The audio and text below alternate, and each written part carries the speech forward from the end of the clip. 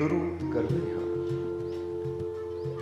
उस दो जहान दे पालनहार का नाम लेके जो सब ते बहुत ही रहमतां और बख्शिशां करने वाला है।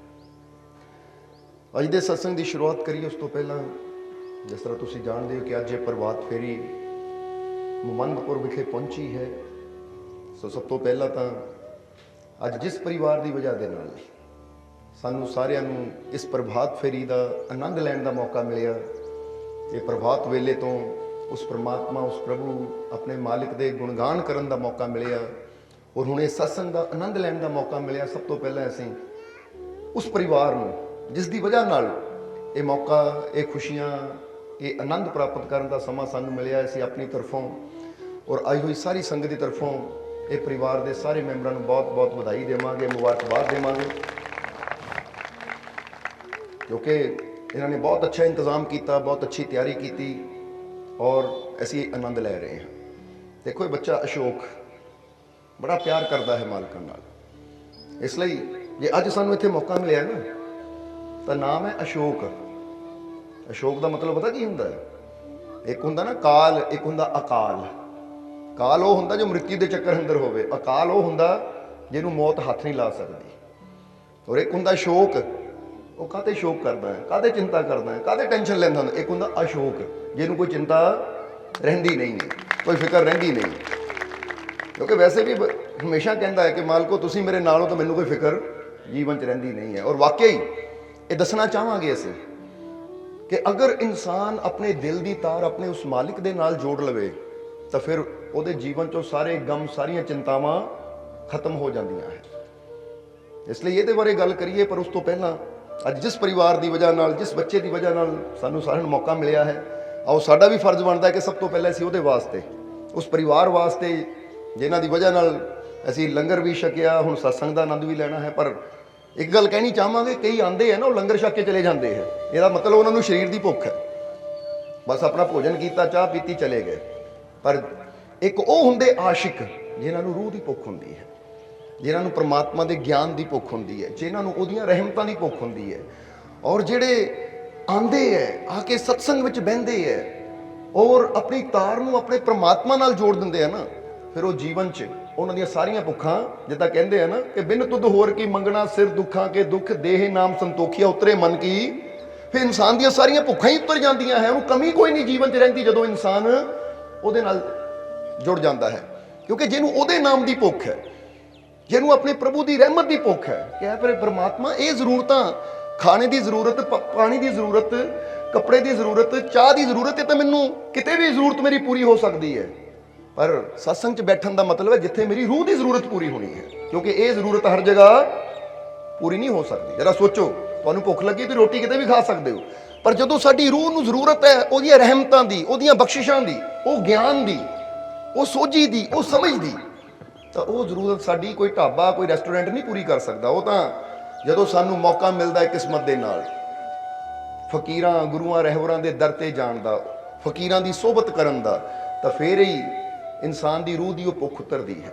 और जदों वो जरूरत इंसान की पूरी हो जाती है तो फिर बाहरलियां कमियां अपने आप ही इंसान दी पूरियां होंदियां चलियां जांदियां है। सो सब तो पहला तो इस परिवार वास्ते असीं उस मालिक दे चरना च अरदास बेनती करनी है कि मालिक इस परिवार नूं खुशियां दे नाल रहमतां दे नाल भरपूर रखन।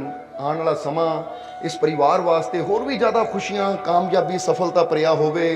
दिन दुगनी रात चौगनी मालिक इस परिवार नूं इस नगर के सारे जीवन नूं तरक्की देवे, ताकि जिस तरह अज ये खुशियां नाल प्रभात फेरी इस नगर च पहुंची है, इसी तरह ये खुशियां इस परिवार च आंदियां रहन, इसी तरह नगर च सत्संग हुंदे रहन, ये प्रभात फेरियां आंदियां रहन और सानू सारिਆਂ ਨੂੰ भी इसी तरह आनंद लैण का मौका मिलता चला जाए। ये सारी संगत इन्हां वास्ते अरदास बेनती करो, क्योंकि संगत की अरदास अंदर बड़ी शक्ति होंदी है।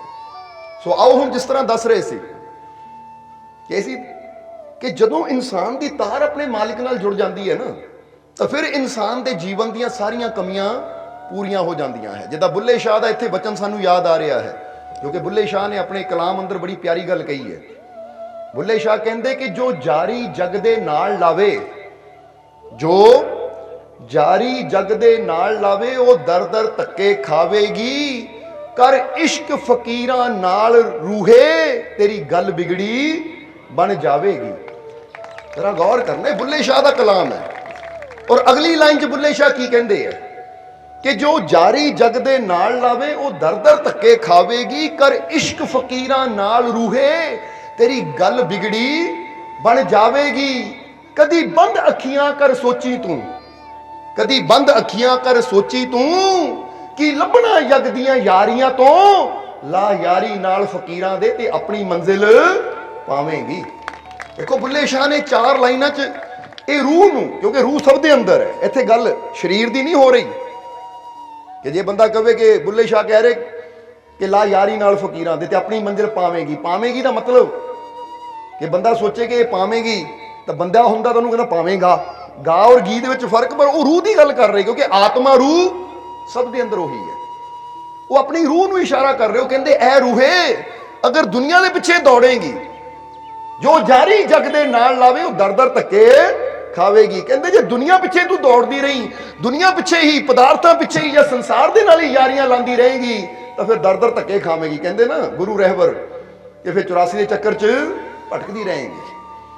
पर जे तू ला यारी नाल फकीरां दे, जो तू फकीरां दे नाल यारी लाएंगी तो फिर वो दसदे है। और इत्थे यारी का मतलब भी दस दईए थोड़ा जिहा कि यार का मतलब दोस्त भी हुंदा है। की हुंदा है? दोस्त। और जरा गौर करना, सही मायने च दोस्त कौन हुंदा है? अगर असीं दोस्त लफ्ज नूं देखिए तो सही मायने च दोस्त कौन हुंदा है? दोस्त का मतलब हुंदा है, क्योंकि दोस्त 2 चीज़ों तो मिलके बनिया है। जरा देखो दोस्त विच की आंदा है? दोष, पहला लफ्ज आंदा है दोष, फिर अस्त, दोष सत। अगर देखिया जाए, इन्हूं डिवाइड किया जाए इस लफ्ज नूं तो बनता है दोष और अस्त। यानी सही मायने च दोस्त वो हुंदा है जो साडे जीवन दी कमियां नूं, जिन्ने भी साडे अंदर दोष है ना, जिन्नियां भी साडे अंदर कमियां है, जिन्नियां भी साडे अंदर बुराइयां है, जो उन्हां नूं अस्त करदा चला जावे, खत्म करदा चला जावे, साडे जीवन चों कमियां दा सुधार करदा चला जावे, वो ऐसे ही मायने च साडा दोस्त। समझदे हो कि नहीं? जो अस्त कर देवे साडे अंदर, लीदा कहंदे ना भाई ਉਹਦੇ जीवन का सूरत अस्त हो गया। अस्त होने का मतलब है डुब गया, चला गया, खत्म हो गया। समझते हो कि नहीं? हुण कई बार असीं किहनूं दोस्त कहंदे आ? असीं ਉਹਨੂੰ दोस्त कहंदे आ जिहड़ा कहंदा चल भाई आ पैग पी लै, चल भाई मैं कदी सिगरट नहीं पीती, पर चल मेरे, तू कदी सिगरट नहीं पीती, मेरे कहण ते एक बार पी लै, मेरे कहण ते नशा करके देख लै। वो दोस्त वो नहीं है जो साडे जीवन च दोष वधांदे चले जाण, जो साडे जीवन च बुराइयां वधाण, जो सानू बुरी सोबत विच लैके जाण, जो सानू उस रास्ते तुरन जिस रास्ते चल के साडी जिंदगी बर्बाद हो जावे, वो साडा दोस्त नहीं है, वो तो साडा कौन है? दुश्मन है। क्योंकि दुश्मन का काम होंदा खत्म करना, मारना। तो जो कोई बुरियां आदतां सानू ला लेवे, जो पल पल सानू मारन, जो साडी जिंदगी नू बर्बादी की तरफ ले जान, तो फिर वो साडा दोस्त नहीं है। वो समझ लो दोस्त दे भेष विच किते ना किते वो दुश्मन है।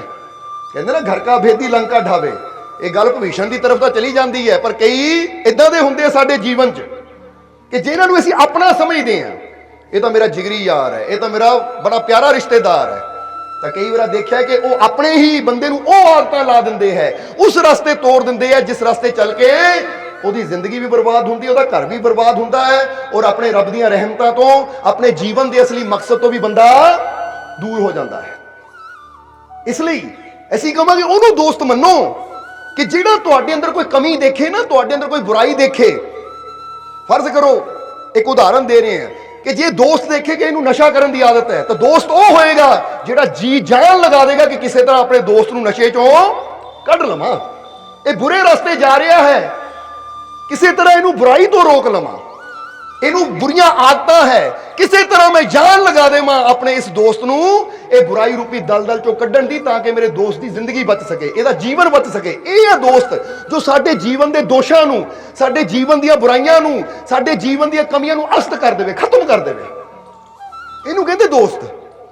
इसलिए इत्थे बुल्ले शाह जदों यार की गल करते हैं ना, तो यार का मतलब भी दोस्त हुंदा है। हुण जरा सोच के देखो सही मायने च साडा दोस्त कौन है?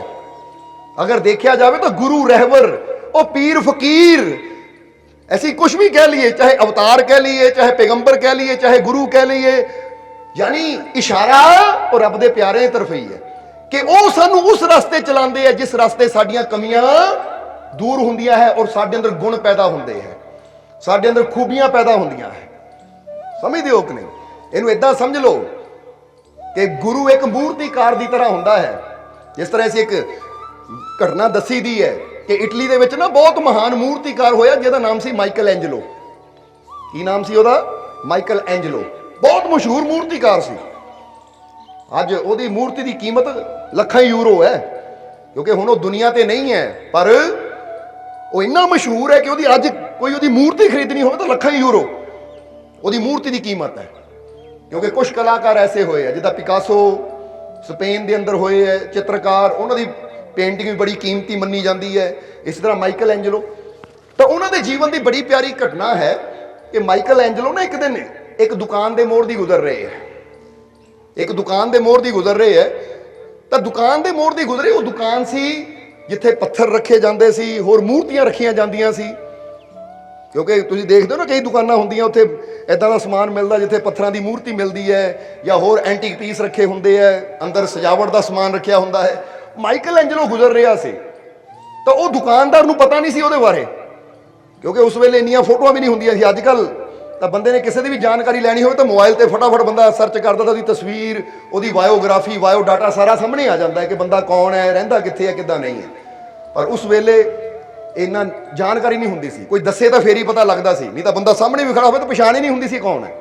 ਸੋ ਮਾਈਕਲ ਐਂਜਲੋ ਉਹਦੀ ਦੁਕਾਨ ਦੇ ਮੋੜ ਦੀ ਲੰਘ ਰਹੇ ਹੈ। ਉਹ ਦੁਕਾਨ ਦੇ ਬਾਹਰ ਮਾਈਕਲ ਐਂਜਲੋ ਨੇ ਕੀ ਦੇਖਿਆ? ਇੱਕ ਪੱਥਰ ਪਿਆ ਹੈ। ਕੀ ਪਿਆ ਹੈ? ਇੱਕ ਪੱਥਰ। ਪਰ ਪੱਥਰ ਇਹਦਾ ਟੇਢਾ ਜਿਹਾ ਹੈ, ਟੇਢਾ ਜਿਹਾ ਪੱਥਰ ਹੈ। ਇੱਕ ਤਾਂ ਹੁੰਦਾ ਬਿਲਕੁਲ ਸਿੱਧਾ, ਬਿਲਕੁਲ ਸਾਫ਼, ਚਾਹੇ ਇਦਾਂ ਚਾਹੇ ਇਦਾਂ, ਬਿਲਕੁਲ ਸਾਫ਼। ਇੱਕ ਹੁੰਦਾ ਇਦਾਂ ਕੋਈ ਤਿਰਛਾ ਜਿਹਾ ਪੱਥਰ ਹੈ। ਮਾਈਕਲ ਐਂਜਲੋ ਰੁਕ ਗਏ ਔਰ ਉਸ ਪੱਥਰ ਨੂੰ ਦੇਖਣ ਲੱਗ ਗਏ। ਜਦੋਂ ਦੇਖਿਆ ਉਸ ਪੱਥਰ ਨੂੰ ਗੌਰ ਨਾਲ, ਤਾਂ ਦੁਕਾਨਦਾਰ ਦੀ ਨਜ਼ਰ ਗਈ ਕਿ ਕੋਈ ਆਦਮੀ ਹੈ ਜਿਹੜਾ ਪੱਥਰ ਨੂੰ ਬੜੇ ਗੌਰ ਨਾਲ ਦੇਖ ਰਿਹਾ ਹੈ। ਤਾਂ ਉਸਨੇ, ਦੁਕਾਨਦਾਰ ਨੇ ਪੁੱਛਿਆ, ਹਾਂਜੀ ਸਰ ਦੱਸੋ ਕੀ ਦੇਖ ਰਹੇ ਹੋ? ਤਾਂ ਮਾਈਕਲ ਐਂਜਲੋ ਨੇ ਕਿਹਾ, ਇਹ ਪੱਥਰ ਨੂੰ ਦੇਖ ਰਿਹਾ ਹਾਂ, ਮੈਂ ਪੱਥਰ ਖਰੀਦਣਾ ਚਾਹੁੰਦਾ। ਤਾਂ ਦੁਕਾਨਦਾਰ ਨੇ ਪਤਾ ਕੀ ਕਿਹਾ? ਕਹਿੰਦਾ ਮਹਾਰਾਜ ਇਹ ਬੇਕਾਰ ਜਿਹਾ ਪੱਥਰ ਹੈ, ਇਹ ਪੱਥਰ ਬੇਕਾਰ ਹੈ, ਟੇਢਾ ਮੇਢਾ ਪੱਥਰ ਬੇਕਾਰ ਹੈ। ਦਰਅਸਲ ਮੈਂ ਜਿੱਥੋਂ ਸਮਾਨ ਚੱਕਦਾ ਹਾਂ ਨਾ, ਉਹਨਾਂ ਦੇ ਕੋਲ ਪਿਆ ਸੀ, ਉਹਨਾਂ ਨੂੰ ਉੱਦੀ ਭੇਜ ਦਿੱਤਾ ਕਿ ਲੈ ਜਾ, ਮੁਫਤ ਵਿੱਚ ਹੀ ਲੈ ਜਾ, ਕਿਉਂਕਿ ਸਾਡੇ ਇੱਥੇ ਗੋਦਾਮ ਵਿੱਚ ਇਹਨਾਂ ਜਗ੍ਹਾ ਘੇਰੀ ਹੋਈ ਹੈ, ਤੂੰ ਦੁਕਾਨ ਤੇ ਰੱਖ, ਤੇਰਾ ਵੀ ਨਿਕਲਦਾ ਉੱਦੀ ਤੋੜ ਦੇ।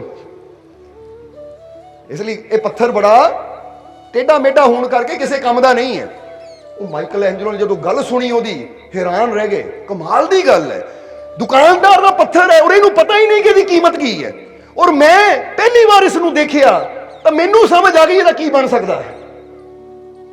ਫਿਰ ਹੁਣ ਗੌਰ ਕਰਨਾ, ਦੁਕਾਨਦਾਰ ਉਸੇ ਪੱਥਰ ਨੂੰ ਕੀ ਕਹਿ ਰਿਹਾ ਹੈ? ਬੇਕਾਰ। ਹੁਣ ਇੱਥੇ ਤੁਹਾਨੂੰ ਵੀ ਥੋੜਾ ਥੋੜਾ ਇਹ ਕਹਾਣੀ ਨੂੰ ਵੀ ਸਮਝਣਾ, ਨਾਲ ਨਾਲ ਆਪਣੇ ਜੀਵਨ ਨੂੰ ਵੀ ਸਮਝਣਾ ਹੈ। ਕਈ ਵਾਰ ਨਾ ਕਿਉਂ ਬੁੱਲੇ ਸ਼ਾਹ ਕਹਿੰਦੇ ਆ ਕਿ ਮੁਰਸ਼ਦ ਨਾਲ ਯਾਰੀ ਲਾ, ਫਕੀਰਾਂ ਨਾਲ ਯਾਰੀ ਲਾ? ਕਾਰਨ ਕੀ ਹੈ ਕਿ ਕਈ ਵਾਰ ਇਨਸਾਨ ਨੂੰ ਨਹੀਂ ਪਤਾ ਹੁੰਦਾ ਕਿ ਮੇਰੇ ਅੰਦਰ ਕਿਹੜੇ ਗੁਣ, ਕਿਹੜੀਆਂ ਸ਼ਕਤੀਆਂ, ਕਿਹੜੀਆਂ ਤਾਕਤਾਂ ਛੁਪੀਆਂ ਹੋਈਆਂ ਹੈ। ਪਰ ਜਦੋਂ ਉਹ ਮੁਰਸ਼ਿਦ ਨਾਲ ਜੁੜਦਾ ਹੈ, ਗੁਰੂ ਨਾਲ ਜੁੜਦਾ ਹੈ, ਤਾਂ ਗੁਰੂ ਉਹਦੇ ਅੰਦਰ ਜਾਣਦਾ ਹੈ ਕਿ ਪਰਮ ਪਿਤਾ ਪਰਮਾਤਮਾ, ਉਹ ਪ੍ਰਭੂ, ਉਹ ਈਸ਼ਵਰ, ਉਹ ਅੱਲਾਹ ਭਗਵਾਨ ਇਹਦੇ ਰੋਮ ਰੋਮ ਚ ਵਸਿਆ ਹੈ। ਇਹ ਅੱਜ ਪੱਥਰ ਹੈ, ਪਰ ਅਗਰ ਇਹਨੂੰ ਤਰਾਸ਼ਿਆ ਜਾਵੇ ਤਾਂ ਇਹਦੇ ਅੰਦਰ ਵੀ ਭਗਵਾਨ ਪ੍ਰਗਟ ਹੋ ਸਕਦਾ ਹੈ। ਹੋ ਸਕਦਾ ਕਿ ਨਹੀਂ? ਤੁਸੀਂ ਕੋਈ ਵੀ ਪੱਥਰ ਲਿਓ, ਕਿਸੇ ਮੂਰਤੀਕਾਰ ਨੂੰ ਕਹੋ ਲੈ ਵੀ ਭਾਈ ਇਹਦੇ ਅੰਦਰ ਭਗਵਾਨ ਦੀ ਮੂਰਤੀ ਬਣਾ ਦੇ, ਤਾਂ ਜਿਹਦੇ ਕੋਲ ਕਲਾ ਹੈ ਨਾ, ਉਹ ਸੈਣੀ ਥੋੜਾ ਲੈ ਕੇ ਬੇਕਾਰ ਨੂੰ ਝਾੜੇਗਾ ਤਾਂ ਅੰਦਰੋਂ ਮੂਰਤੀ ਨੂੰ ਲੈ ਆਏਗਾ। ਇਦਾਂ ਹੀ ਸਮਝ ਲਓ ਕਿ ਤੁਹਾਡੇ ਸਭ ਦੇ ਅੰਦਰੋਂ ਭਗਵਾਨ ਪਰਮਾਤਮਾ ਪ੍ਰਭੂ ਦੀ ਮੂਰਤੀ, ਯਾਨੀ ਉਹ ਪਰਮਾਤਮਾ ਮੌਜੂਦ ਹੈ, ਪਰ ਬੇਕਾਰ। ਬੇਕਾਰ ਦਾ ਮਤਲਬ ਸਾਡੀਆਂ ਬੁਰੀਆਂ ਆਦਤਾਂ, ਕਈ ਕਿਸਮ ਦਾ ਉਹ ਬੇਕਾਰ ਸਾਡੇ ਅੰਦਰ ਇਕੱਠਾ ਹੋ ਚੁੱਕਾ ਹੈ, ਜਿਹਦੇ ਕਰਕੇ ਭਗਵਾਨ ਦੀ ਛਵੀ ਨਜ਼ਰ ਨਹੀਂ ਆ ਰਹੀ। ਅਗਰ ਉਹ ਵਿਅਰਥ ਹਟ ਜਾਵੇ, ਉਹ ਝਾੜ ਦਿੱਤਾ ਜਾਵੇ ਵਿਅਰਥ ਨੂੰ, ਤਾਂ ਫਿਰ ਤੁਹਾਡੇ ਅੰਦਰ ਉਹ ਪਰਮਾਤਮਾ ਹੈ, ਉਹ ਪ੍ਰਭੂ ਹੈ, ਉਹ ਪ੍ਰਗਟ ਹੋ ਸਕਦਾ ਹੈ। ਜਰਾ ਸਮਝਣਾ ਸਾਰਿਆਂ ਨੇ, ਇਹਨੂੰ ਇਦਾਂ ਸਮਝ ਲਓ, ਇਹਨੂੰ ਇਦਾਂ ਸਮਝ ਲਓ, ਕਿਉਂਕਿ ਥੋੜਾ ਜਿਹਾ ਸਮਝਣਾ ਆਸਾਨ ਹੋ ਜਾਏਗਾ। ਕਿ ਫਰਜ਼ ਕਰੋ ਇੱਕ ਆਦਮੀ ਬੜਾ ਮੋਟਾ ਹੈ, ਉਹਦੀਆਂ ਬਾਹਾਂ ਤੇ ਵੀ ਫੈਟ ਚੜੀ ਹੈ, ਉਹਦੇ ਚਿਹਰੇ ਤੇ ਵੀ ਫੈਟ ਚੜੀ ਹੈ, ਉਹਦੀ ਬੋਡੀ ਤੇ ਵੀ ਫੈਟ ਚੜੀ ਹੈ। ਸਮਝਦੇ ਹੋ ਕਿ ਨਹੀਂ? ਮੋਟਾ ਹੈ ਉਹ, ਪਰ ਹੁਣ ਉਹ ਆਦਮੀ, ਫਰਜ਼ ਕਰੋ ਉਹਦਾ weight, ਕਿਉਂਕਿ ਅਸੀਂ ਆਪਣੀ ਗੱਲ ਦੱਸਦੇ, ਕਦੀ ਸਾਡਾ weight 105 ਕਿਲੋ ਹੁੰਦਾ ਸੀ, ਬੜੀ ਫੈਟ, ਫੇਸ ਮੋਟਾ, ਬਾਹਾਂ ਇਦਾਂ, ਠੀਕ ਹੈ। उदाहरण देनी तो अपनी मिसाल दो, आप अपनी मिसाल दे के दिखाओ कि आ चीज़ होंगी है, जरा समझना।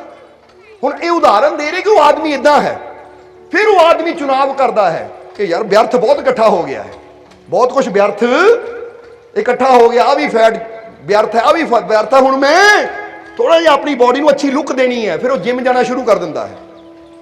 और जिम जाके जिहड़ा जिम का कोच है उन्होंने एक्सरसाइज करांदा है। हुण एक्सरसाइज करांदे करांदे इदां दी एक्सरसाइज करांदा है, डाइट बारे दसदा है, फिर करदियां करदियां की हुंदा है, जदों मेहनत करदा चला जांदा तां साल 6 महीनਿਆਂ 'ਚ ਜਿਹੜਾ ਉਹਦੀ ਐਕਸਟਰਾ फैट ਹੁੰਦਾ, बेकार ਦਾ मास ਹੁੰਦਾ, फैट ਹੁੰਦੀ, ਉਹ ਝੜ ਜਾਂਦੀ ਹੈ, ਤਾਂ ਜਿਹੜੇ ਸਹੀ ਮਸਲ ਹੁੰਦੇ ਹੈ ਉਹ ਬਾਹਰ ਆ ਜਾਂਦੇ ਹੈ। ਔਰ ਉਹੀ ਛਵੀ ਜਿਹੜੀ ਕਿ ਸਾਲ ਪਹਿਲਾਂ ਦੇਖਣ ਨੂੰ ਬੜਾ ਥੁਲਥੁਲਾ ਲੱਗਦਾ ਸੀ, ਮੋਟਾ ਲੱਗਦਾ ਸੀ, ਹੁਣ ਕਹਿੰਦੇ ਬੜਾ ਸੋਹਣਾ ਲੱਗਦਾ ਹੈ ਭਾਈ, ਤੂੰ ਬੜਾ ਫਿੱਟ ਹੋ ਗਿਆ। ਬੋਲੋ ਹੁੰਦਾ ਕਿ ਨਹੀਂ? ਹੁਣ ਇਹਦਾ ਮਤਲਬ ਫਿਟਨੈਸ ਅੰਦਰ ਹੀ ਹੈ, ਬਸ ਜਿਹੜਾ ਵਿਅਰਥ ਸੀ ਉਹਨੂੰ ਹਟਾਣਾ ਪੈਣਾ ਹੈ। ਜਿਹੜਾ ਵਿਅਰਥ ਇਕੱਠਾ ਹੋ ਚੁੱਕਾ ਹੈ ਉਹਨੂੰ ਝਾੜਨਾ ਪੈਣਾ ਹੈ, ਤਾਂ ਜੋ ਅਸਲੀ ਹੈ ਨਾ ਫਿਰ ਉਹ ਅੰਦਰੋਂ ਬਾਹਰ ਨਿਕਲੇਗਾ। बस इसी तरह परमात्मा की गल लै लो कि जिदा मोटे तो मोटे या पतले तो पतले इंसान के अंदर भी एक फिट छवि छुपी हुई है, पर उन्होंने प्रगट करने वास्ते मेहनत करनी पैनी है। जे पतला है तो उन्होंने उस तरह की डाइट लेनी पैनी है, मेहनत करनी पैनी। कोई मोटा है तो उन्होंने उस तरह की डाइट लैके मेहनत करनी पैनी है, तो वही फिट छवि का मतलब बिल्कुल बिल्कुल परफेक्ट छवि बाहर आ जाएगी। इसी तरह परमात्मा भी किथे है? साडे अंदर है। बस सानू कुछ ऐसी मेहनत करनी पैनी है कि जिहड़ा साडी अंदरली जिहड़ी छवि है परमात्मा दी वो बाहर आ सके। जो व्यर्थ है सी बुराइयां नू, माड़ियां आदतां नू, माड़ी सोच नू, नैगेटिविटी नू जो अपने अंदर इकट्ठा कीता है ना, तो ये नैगेटिविटी इदां ही समझ लो जिद्दां कोई लाइट होवे ना, एक बल्ब है उहदे ते काला कपड़ा रखते जाओ रखते जाओ रखते जाओ रखते जाओ रखते जाओ, तो की होएगा? एक टाइम आएगा जो लाइट बिल्कुल, हुण इहदा मतलब ये नहीं कि लाइट जग नहीं रही, लाइट तो जग रही है, पर असीं उपर कालियां परतां इन्नियां चढ़ातियां कि उहदे पिछे लाइट छुप गई है। जिद्दां हुण सूरज चढ़िया है, अखां ते हत्थ रख लईए तां हनेरा हो जाएगा। लाइट तो है पर हनेरा होने का मतलब कि हुण जरूरत है सानू व्यर्थ नूं हटाण दी। पट्टियां हटांदे जाओ हटांदे जाओ हटांदे जाओ, तो प्रकाश सामने आ जाएगा। इसी तरह बस यही गल है। बुल्ले शाह कहंदे फकीरां नाल यारी लाएगा तो तेरियां कमियां दूर होणगियां, क्योंकि असली दोस्त तां फकीर है, असली दोस्त वो तेरा सतगुर है, मुर्शद है, जो तेरे दोषां नूं खत्म करता है, जो तेरियां कमियां नूं दूर करता है।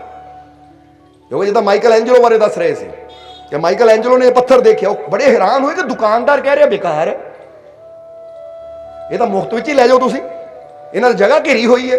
हुण कई बार इंसान भी सोचदा मैं बेकार हाँ, और कई उन्होंने कहते तू तो धरती दे बोझ है, तू तो बेकार है, तू तो किसी काम का नहीं, तू तो निकम्मा है। कई बार दूजे भी कह देंगे है, पर जिन्होंने दुनिया कहती निकम्मे बेकार तू किसी काम का नहीं, मुर्शद उन्होंने भी कहता है, फकीर उन्होंने भी कहते आ बई तेनू उस परमात्मा ने बनाया, और जिहड़ी चीज़ परमात्मा ने बनाई होवे बेकार कदी हो ही नहीं सकती। गुण तेरे अंदर भी है, बस इन्हां गुणां नूं बाहर लियाण दी लोड़ है। क्योंकि हीरा जदों खान चों निकलता है तो उसकी कोई चमक नहीं हुंदी, उसकी कोई शेव नहीं हुंदी, पर जदों उही हीरा एक कारीगर के हाथ में जाता है तो कारीगर उन्हें इदां तराशदा है कि उसकी शेव, उसकी शक्ल भी सोहनी हो जाती, तो उसकी चमक भी बढ़ जाती है, उसकी कीमत भी बढ़ जाती है। ये तो कई बार तुसीं ना गूगल ते जाके सर्च करियो कि जदों खान चों हीरा निकलता किदां दा हुंदा है, वो फोटो आएगी, तुसीं आ हीरा हुंदा है एक पत्थर की तरह बिंगा टेढ़ा, ये हीरा है। और जरा हुण गौर करना, तराशिया जावे तो कई वेला नकली जिहड़ा कच दा जरकन हुंदा है ना, नकली अमेरिकन डायमंड जिहनूं कहा जाता है, जो कि 100 रुपए के 4-5 मिल जाते हैं, कहते कई बार बंदा उन्होंने देख के भुलेखे आ जाता कि पता नहीं हीरा ही तो नहीं असली किते, क्योंकि उसकी शेव उसकी कटिंग वो नकली भी असली वर्गा बना देती है। इसलिए जे असली हीरा है उसकी सही घड़त ना होवे तो भी नकली लगता है, तो जे नकली हीरा नकली कच है ना उन्होंने भी सही शेव दी जाए तो देखने वो भी असली लगता है। फर्क की है? फर्क है शेव का, फर्क है कारीगरी का, कि आकार देने वाला कोई है या नहीं। इसी तरह साडा जीवन भी एक अनघड़त हीरे की तरह होता है। अगर सानू सही मुर्शद सही गुरु मिल जाए, सही तराशण वाला मिल जाए, तो साडे अंदरलियां खूबियां बाहर आनियां शुरू हो जांदियां, फिर साडे अंदरली चमक बननी शुरू हो जाती है। इसलिए जिद्दां माइकल एंजलो हैरान होया ना, इसी तरह कई बार सानू हैरानी हुंदी जदों बंदा कहंदा जी ਸਾਰੇ ਮੈਨੂੰ ਕਹਿੰਦੇ ਤੂੰ ਨਿਕੰਮਾ ਆ, ਤੂੰ ਬੇਕਾਰ ਹੈ, ਤੂੰ ਤਾਂ ਧਰਤੀ ਦੇ ਬੋਝ ਆ, ਤੂੰ ਕਿਸੇ ਕੰਮ ਦਾ ਹੈ ਨਹੀਂ, ਤੂੰ ਇਹ ਤੂੰ ਉਹ। ਫਿਰ ਸਾਨੂੰ ਹੈਰਾਨੀ ਹੁੰਦੀ ਹੈ ਕਿ ਜਿੱਦਾਂ ਦੁਕਾਨਦਾਰ ਨੂੰ ਪਤਾ ਨਹੀਂ ਕਿ ਪੱਥਰ ਅੰਦਰ ਕੀ ਛੁਪਿਆ ਹੈ, ਪਰ ਮੂਰਤੀਕਾਰ ਨੂੰ ਪਤਾ ਹੈ ਕਿ ਇਹਦਾ ਕੀ ਬਣ ਸਕਦਾ ਹੈ। ਇਸੇ ਤਰ੍ਹਾਂ ਇਨਸਾਨ ਨੂੰ ਪਤਾ ਨਹੀਂ ਕਿ ਉਹਦੇ ਅੰਦਰ ਕੀ ਛੁਪਿਆ ਹੈ, ਪਰ ਫਕੀਰਾਂ ਗੁਰੂਆਂ ਰਹਿਬਰਾਂ ਨੂੰ ਪਤਾ ਹੈ ਕਿ ਇਹ ਕੀ ਹੋ ਸਕਦਾ ਹੈ, ਇਹ ਕੀ ਬਣ ਸਕਦਾ ਹੈ। ਅਗਰ ਇਹ ਤੇ ਥੋੜੀ ਜਿਹੀ ਮਿਹਨਤ ਕੀਤੀ ਜਾਵੇ, ਅਗਰ ਇਹ ਥੋੜੀ ਜਿਹੀ ਮਿਹਨਤ ਕਰਨ ਨੂੰ ਤਿਆਰ ਹੈ ਤਾਂ ਇਹ ਬਹੁਤ ਅੱਗੇ ਜਾ ਸਕਦਾ ਹੈ। ਜਿੱਦਾਂ ਅਸੀਂ ਕਈ ਵਾਰ ਕਹੀਦਾ ਨਾ, ਜਰਾ ਹੁਣ ਗੌਰ ਕਰਨਾ, ਇੱਥੇ ਕਹਿਣਾ ਚਾਹਾਂਗੇ ਇਹ ਵੀ ਗੱਲ कि मेरा मालिक है मेरे साथ तो, मेरा मालिक है मेरे साथ तो मुश्किलों का हल भी निकलेगा। जमीन बंजर हुई तो क्या यहीं से जल भी निकलेगा। ना हो मायूस ना तू घबरा, भरोसा रख तू मालिक पर, इन्हीं रातों के दामन से सुनहरा कल भी निकलेगा।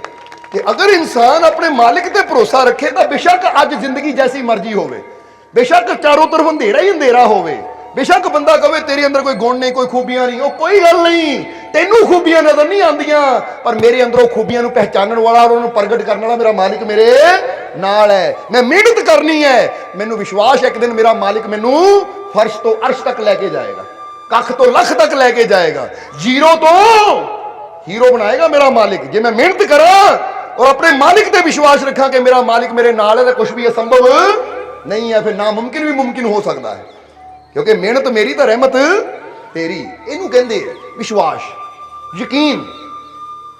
इसलिए क्या है कि जे ऐसी भी एक गल समझ लीए ना कि दुनिया की कहती वो नहीं देखना, बस ये यकीन रखना कि मेरा मालिक है मेरे साथ तो मुश्किलों का हल भी निकलेगा। होर जिन्नियां मर्जी मुश्किल, हुण जिन्नियां मर्जी परेशानियां, मैनू कोई परवाह नहीं है।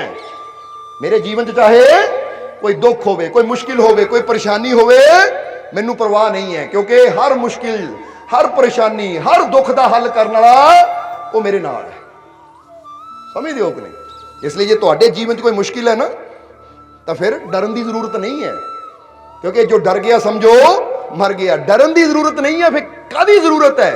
ये जीवन च मुश्किल है, परेशानी है, कोई प्रॉब्लम है, डरन की जरूरत नहीं है, अपने मालिक पे विश्वास करन की जरूरत है। क्योंकि मुश्किलां तो ना डरो, हर मुश्किल हालात में अपने मालिक पे विश्वास करो, क्योंकि विश्वास ही सानू बड़ी तो बड़ी मुश्किल चों कढ़दा है। जरा समझ लेना सारिਆਂ ने। ताही तो स्वामी विवेकानंद जी ने कहा है कि जिहड़ा इंसान उम्मीद हार के बैठ जाता है, समझ लो मर चुका है। स्वामी विवेकानंद जी ने की किया कि मुर्दा वो नहीं है, कहते मुर्दा वो नहीं हुंदा जिद्दां बंदा कहता लै भी उहदे साह मुक गए, वो बंदे दी दिल दी धड़कन रुक गई, साह मुक गए, बंदा मर गया, कहते उही मुर्दा नहीं हुंदा जिहदे अंदरों उम्मीद मुक गई, विश्वास मुक गया, वो भी जींदे जी मुर्दे दे समान है। जे बंदा कहे हुण फर्ज करो कोई बीमारी है, कोई दुख है, मैं तो मर गया, हुण नहीं ठीक होना, हाँ रहन दो, मैनू छेड़ो ना, पिया रहन दो, मैनू हुण मरना है ना, चाहे 6 महीने बाद है, पर यह अज ही मर गया। तो जिहड़ा बंदा कहता नहीं, जिन्ने भी मेरे श्वास है, जब तक मेरे श्वास चल रहे मैं जिंदगी जीनी है, पूरे विश्वास ना जीनी है कि सब ठीक है और मैनू ठीक करने वाला मेरा मालिक मेरे नाल है, तो फिर तुसीं देखोगे जिथे उन्हां ना उम्मीद हो के 6 दिन जीना ना, तो विश्वास करने वाला वही 6 साल तक जी लैंदा है। बोलो समझदे हो कि नहीं? इसलिए असीं कई बार मिसाल देई दी है कि साडे राम गोपाल जी है जो बड़ा प्यार करते हैं साडे नाल, बूटा मंडी रहंदे है, उन्होंने किन्ने साल पहला 10-15 साल पहला कैंसर की प्रॉब्लम सी, डॉक्टर ने कहा लास्ट स्टेज है, 15-16 साल पहला की गल है, शायद इस तो ज़्यादा ही होएगा। उन्होंने ऑपरेशन भी होया, 3-4 ऑपरेशन अंदरों मास लैके भेजते सी चैक करने वास्ते, फिर कहते सी बई बस। तो राम गोपाल जी कोई गल कहते सी ਜਦੋਂ ਆਏ ਮਿਲੇ ਮਾਲਕੋ ਇਦਾਂ ਹੀ ਫਿਕਰ ਨਾ ਕਰੋ ਰਾਮਵਾਲ ਜੀ ਤੁਹਾਡੇ ਨਾਲ ਹੈ, ਕਹਿੰਦੇ ਬਸ ਇਹ ਮਾਲਕੋ ਇਹ ਜ਼ਿੰਦਗੀ ਤੁਹਾਡੀ ਹੈ, ਤੁਸੀਂ ਸੰਭਾਲਣੀ ਹੈ। ਤਾਂ ਹੁਣ ਜੇ ਨਾ ਡਾਕਟਰ ਕਹਿੰਦੇ ਸੀ ਇਹ ਕੁਝ ਮਹੀਨਿਆਂ 'ਚ ਕੁਝ ਵੀ ਹੋ ਸਕਦਾ, ਅੱਜ 15-16 ਸਾਲ ਹੋ ਗਏ, ਅੱਜ ਵੀ ਉਹ ਚੱਲ ਫਿਰ ਰਹੇ ਆ, ਤਾਂ ਅੱਜ ਵੀ ਜਦੋਂ ਮਿਲਦੇ ਆ ਨਾ ਪਤਾ ਕੀ ਕਹਿੰਦੇ ਆ, ਕਹਿੰਦੇ ਮਾਲਕੋ ਡਾਕਟਰਾਂ ਨੇ ਤਾਂ ਉਦੋਂ ਹੀ ਜਵਾਬ ਦੇ ਦਿੱਤਾ ਸੀ, ਅੱਜ ਮੈਂ ਚੱਲ ਰਿਹਾ ਤਾਂ ਤੁਹਾਡੀ ਰਹਿਮਤ ਚਲਾ ਰਹੀ ਹੈ ਮੈਨੂੰ, ਇਹ ਮੈਂ ਨਹੀਂ ਚੱਲ ਰਿਹਾ। ਵਾਕਈ ਜੇ ਬੰਦਾ ਵਿਸ਼ਵਾਸ ਰੱਖੇ ਨਾ तो जरा गौर करना, विश्वास साडे अंदरों पॉजिटिव एनर्जी पैदा कर दिंदा है कि जदों जिन्ना साडा विश्वास वधदा है, पॉजिटिविटी वधदी है, उन्ना साडा जिहड़ा शरीर है ना हर तरह की बीमारी नाल लड़न नूं ਤਿਆਰ ਹੋ ਜਾਂਦਾ ਹੈ, ਕਿਉਂਕਿ ਜਿਸ ਪਰਮਾਤਮਾ ਨੇ ਸਾਨੂੰ ਬਣਾਇਆ ਹੈ ਉਹ ਆਪ ਇੰਨਾ ਸਰਵ ਸ਼ਕਤੀਸ਼ਾਲੀ ਹੈ ਤਾਂ ਉਹ ਸਾਨੂੰ ਕਦੀ ਕਮਜ਼ੋਰ ਬਣਾ ਹੀ ਨਹੀਂ ਸਕਦਾ। ਸ਼ਕਤੀਸ਼ਾਲੀ ਦਾ ਬੱਚਾ ਸ਼ਕਤੀਸ਼ਾਲੀ ਹੋ ਸਕਦਾ ਹੈ। ਜਿੱਦਾਂ ਅਸੀਂ ਕਈ ਵਾਰ ਦੱਸੀਦਾ ਹੈ, ਇੱਥੇ ਵੀ ਅੱਜ ਪਹਿਲੀ ਵਾਰ ਇਹ ਪ੍ਰਭਾਤ ਫੇਰੀ ਆਈ ਸਤਸੰਗ ਹੋ ਰਿਹਾ, ਦੱਸਣਾ ਚਾਹਾਂਗੇ ਕਿ ਜਿੱਦਾਂ ਅਸੀਂ ਕਈ ਵਾਰ ਦੱਸੀਦਾ ਕਿ ਸ਼ੇਰ ਦਾ ਬੱਚਾ ਹਮੇਸ਼ਾ ਸ਼ੇਰ ਹੀ ਹੁੰਦਾ ਹੈ। ਕੋਈ ਸ਼ੱਕ ਨਹੀਂ ਹੈ ਕਿ ਉਹ ਸ਼ੇਰ ਨਾ ਹੋਵੇ, ਉਹ ਸ਼ੇਰ ਹੀ ਹੁੰਦਾ ਹੈ। ਪਰ ਜੇ ਸ਼ੇਰ ਦਾ ਬੱਚਾ ਆਪ ਹੀ ਮੰਨ ਕੇ ਬਹਿ ਜਾਵੇ ਮੈਂ ਗਿੱਦੜ ਹਾਂ, ਤਾਂ ਫਿਰ ਸ਼ੇਰ ਕੀ ਕਰੇਗਾ?